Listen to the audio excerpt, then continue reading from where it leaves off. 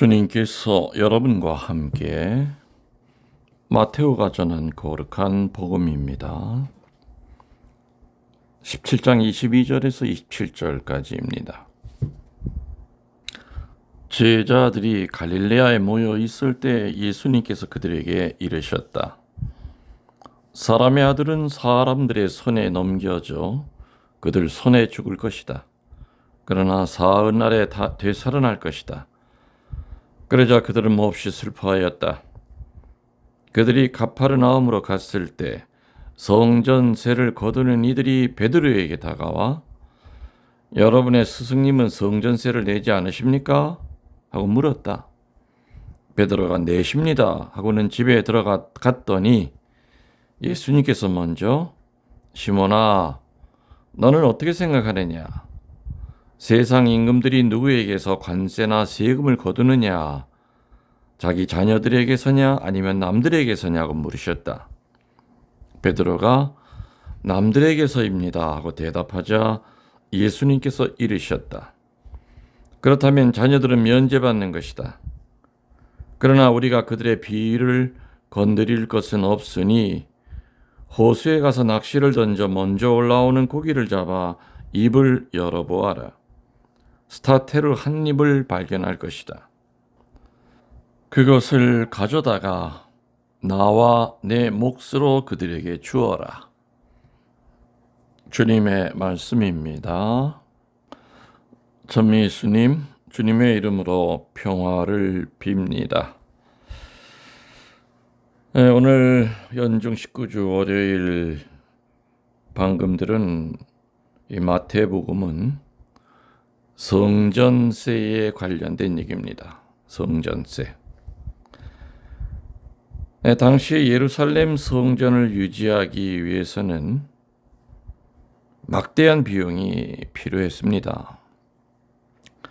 매일 아침 저녁으로 한 살 된 어린 양을 제물로 드려야 되고 또 이 어린 양과 함께 포도주, 밀가루, 기름 등을 사서 제물로 바쳤습니다. 매일같이. 그래서 이것에 들어가는 그 재원을 마련하기 위해서 돈을 마련하기 위해서 출애굽기 30장 13절을 근거로 해서 20살 이상 모든 유대 남자들은 매년 반세겔 약 이틀간의 노임에 해당이 되겠습니다. 반세겔이면은 그 반세겔의 성전세를 내도록 규정이 되어 있었습니다. 이것을 매년 3월 25일까지 내야만 했던 겁니다. 자, 오늘 복음에서 보면은요, 한 세금 징수원이 베드로에게 와서 예수님께서 성전세를 납부하셨습니까? 하고 물었을 때 베드로는 납부하십니다 하고 대답하고 그리고 예수님에게 와서 그 상황을 얘기했죠. 그 세금 징수원이 저한테 와서 스승님, 당신의 스승님은 세금을 납부하실 겁니까? 하고 물었을 때 제가 납부하실 겁니다 하고 얘기했습니다. 이런 상황이 있었습니다 하고 보고를 한 겁니다. 이런 베드로의 말을 들으신 그 예수님이 말씀하시기를 하느님은 이스라엘의 왕이시고 우리는 그분의 백성이기 때문에 다른 사람은 세금을 내어도 우리는 세금을 면제받아야 되지 않겠느냐라고 이렇게 오히려 또 반문을 하십니다.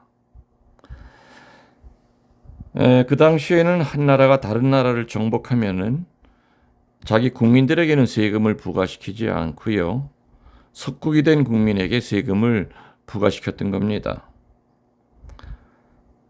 또 루카복음 2장 49절에서 보더라도 성모님과 요셉이 소년 예수를 잃었다가 성전에서 3일 만에 찾았을 때 뭐라 그럽니까? 예수님이 내가 아버지의 집에 있어야 될 줄을 알지 못하셨습니까? 내가 아버지의 집, 다시 말하면 예루살렘 성전은 예수님에게는 아버지의 집이었습니다. 이런 말씀에서처럼 어떻게 아들이 자기 아버지의 집을 위한 세금을 낼 수 있겠느냐 하면서 반문을 하셨던 겁니다. 낼 필요가 없다는 얘기죠. 내 아버지 집인데 어떻게 아들이 세금을 내느냐? 말되는 얘기입니다. 그렇지만 예수님은 그럼에도 불구하고 뭐라 그러십니까? 그래도 세금은 내야 한다 이렇게 얘기하십니다. 자신의 의무이기도 하지만 신앙인은 타인에게 표양을 보여주어야 하기 때문이다 라는 의미죠. 자, 그러면 과연 어찌 보면 백수인 그 예수님과 그 제자들이 세금 낼 돈 어디서 구할 것인가? 오늘 어떻게 해결했다고 나와 있습니까?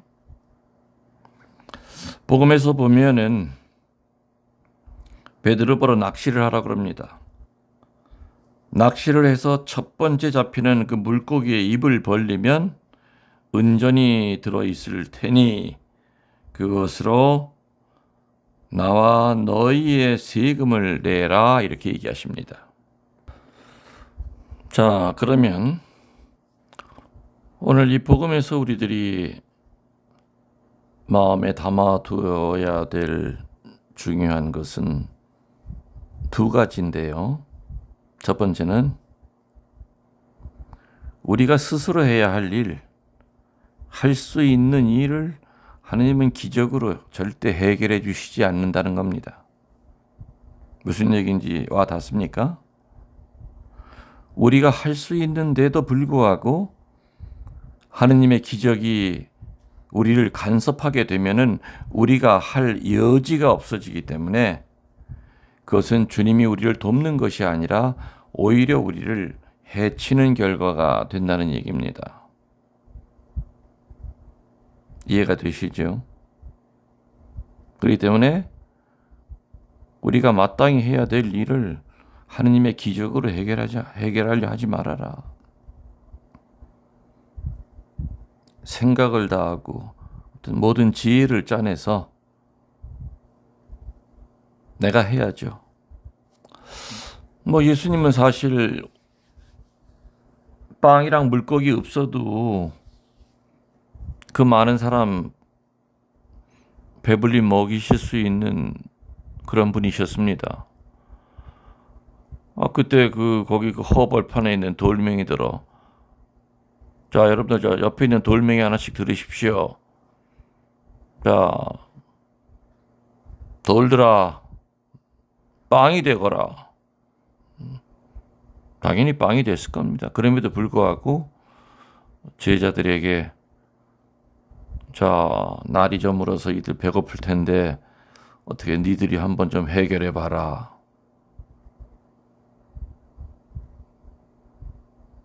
하고 얘기하시죠. 그래서 우리들이 할 수 있는데도 하느님이 기적으로 간섭을 하신다면은 그것은 우리를 돕는 것이 아니라 우리를 해치는 결과가 되고 또 그런 기적의 수혜자는 절대로 하느님께 감사할 줄 모른다는 겁니다. 아멘. 두 번째로는 예수님은 기적을 베푸실 때 타인을 위해서 하셨지 자신을 위해서는 하지 않으셨다는 점이지요. 광야에서 마귀가 유혹하였을 때도 자신의 허기를 채우기 위해서 돌을 떡으로 만드실 수 있으셨을 겁니다. 그렇지만 그렇게 하지 않으셨죠. 그래서 여기에서도 기적으로 돌을 만들어 세금을 내지 않으셨습니다.